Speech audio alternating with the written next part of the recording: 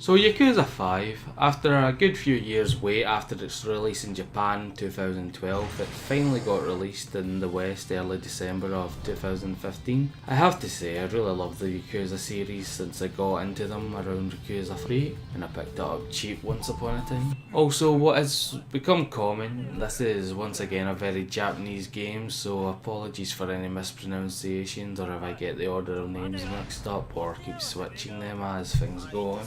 Something to add to this is that while I may be forgetting something, or you could argue with the release date it doesn't count, but off the top of my head I have no issues saying that this is my game of the year of 2015, and I am putting this and my love of the series at the start in case any listeners feel my fanboyism is too much and can adjust their expectations to that point. Anyway, Yakuza 5 is the 5th main series Yakuza game, but the 6th chronologically if you count Yakuza 0, what was released in Japan after 5 and still hasn't made it to the West yet, but is of course a prequel. Yakuza 5 once again follows the story of Kazuma Kiryu, who has been the protagonist since the start, but like Yakuza 4, what expanded to have 4 protagonists, 5 follows suit and one-ups it by having 5 main playable characters instead of 4. The key difference however is while 4 just had the characters running around the series' key location of Kamurocho, 5 has the 5 characters in 5 cities. The other cities being Sotenbori, what is a saga based and apparently from Yakuza 2, what I have unfortunately been unable to play, and the 3 new ones, what are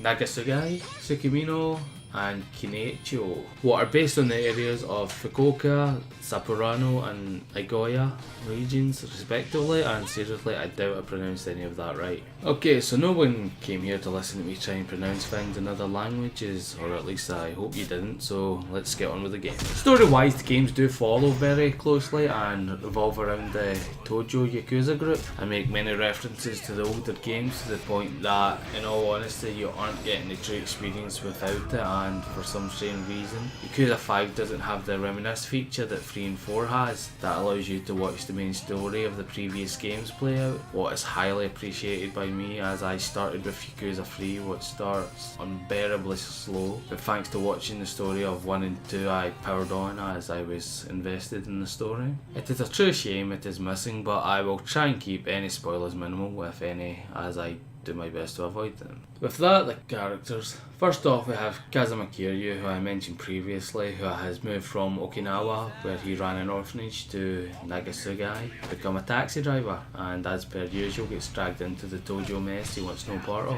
The second character is Taiga Seijima, who was one of the 4 playable characters from Yakuza 4, along with number 3 on this list. Seijima was known as a legendary hitman from events long ago and broke out of jail during 3. He is now in trouble with the law again and is hanging around Tsukimino and a small hunting town looking for the man who apparently killed his blood brother Goro Majima, who is an important character through the series and even playable in the spin-off Yakuza Dead Souls. Third up we have Shun Akiyama, a fan favourite who made the most of an opportunity created in Yakuza 3, who works as a moneylender and runs hostess clubs. On opening a new branch of his loan company, Sky Finance in Osaka, he once again gets drawn into everything. Next up we have a new character, Tatsu Sanada, an ex-pro baseball player who is now working as an adult entertainment writer in Kenichio, who gets caught up in the whole mess to pay off his debts. Last up we have Haruka Sawamura, a young girl whose story is basically the story of Yakuza. In 5 her story is about her trying to become an idol and is very different from the rest of the game. Well, it may seem like I've said a lot without really saying anything, and that's because it's true. It is hard to say anything without spoiling, as the story tries to keep everything a mystery until the very end, so all I can really say is a missing person, some murders and a betting scandal pull a bunch of people into one big mess, and it's great from start to finish. Gameplay wise, Yakuza 5 is a kind of open world adventure beat 'em up game, where you may find the world a lot smaller than what you're used to. Each of the cities are packed with things to do. You run around each city, people pick fights with you for very stupid reasons most of the time, and the fighting is the main gameplay feature of the game. As you are challenged to a fight, non-playable characters come from nowhere and surround you, creating a battle arena in which to destroy anyone foolish enough to challenge you, with combinations of punches, kicks, throws, smashing them in the face with random bite or many other random items that just happen to be there, or you can just pull out a sword and cut the guy. Of course, in these battles no one really actually dies and will just be left kneeling and apologising to you at the end. In battle, each of the 4 male characters play a little differently. Kiryu is the most balanced character who focuses on heat attacks and to me felt weaker than normal. Sejima is pure power and will start off by using humans as a weapon to beat other humans and will end up ripping traffic signs and electrical boxes out of the ground to beat people with. Akiyama fights with speedy kicks and can now air juggle them, and the new guy Sanada is a weapons master as weapons are now a levelable skill as opposed to early games where you can just load everyone up with the best weapons for emergencies. These fights however are far too common in 5 for some reason and will become annoying sooner or later, but you do get a break with the final character Haruka, who instead competes in dance battles, what are of course dance fights, what can be won either with higher points or by lowering their health by hitting them with bombs, by performing well-timed button presses, and this boosts her dance stats, helping her become an idol. And yes, when Haruka shows up, the whole game becomes a rhythm game, and you try your best to become the next top idol.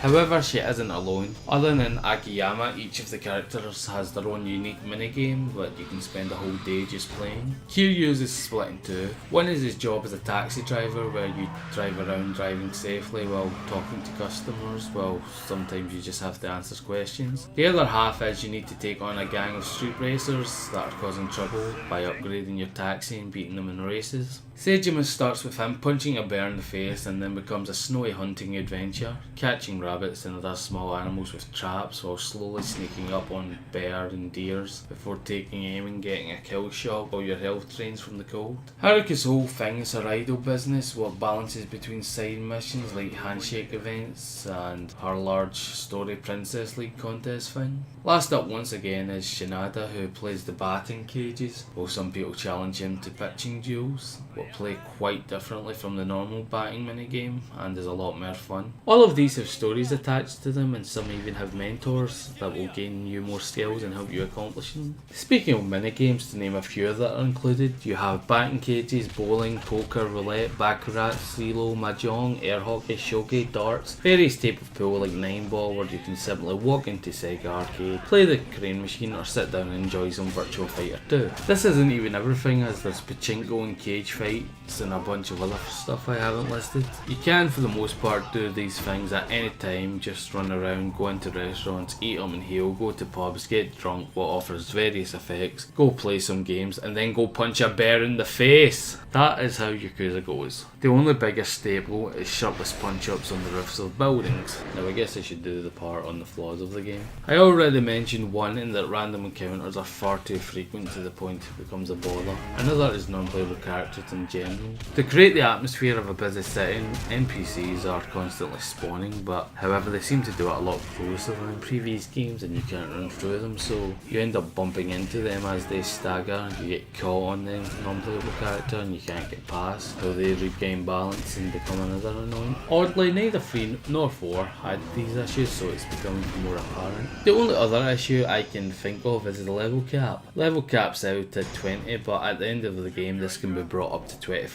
However, you are likely to hit 20 long before you can up the limit, so a lot of experience gets wasted and you end up needing to grind on the frequent battles to max it out. None are really huge problems, more little annoyances, but I thought I should point them out. Once again, Yakuza 5 is an amazing game and I really haven't did it justice here, but I recommend it to anyone and everyone. The only catch is I feel you need to know the story of Yakuza 1 to 4 to get the most out of it, so I would suggest either getting 4 first, what is also a great game, and you can watch the story of 1 to 3 with Yakuza 4's Reminisce mode, or even just watch the story of 1 to 4 on YouTube. Yakuza 5 is digital only, what some people don't like, but for me, while I do prefer physical copies, I'm just happy we got it, but some refuse to buy digital only, so thought I should mention it. Oh, and if you do consider getting the earlier and spin-off games, you get unique items in Yakuza 5 and the other games by having saves of the earlier games, what is always a nice touch for me. I think that's about everything, or at least the minimum of what I wanted to get across. Hopefully the video helps show us how enjoyable the game can be, as I don't feel I have did a good enough job with this script, so once again, simply, great game, enjoyable, cheap and value for money.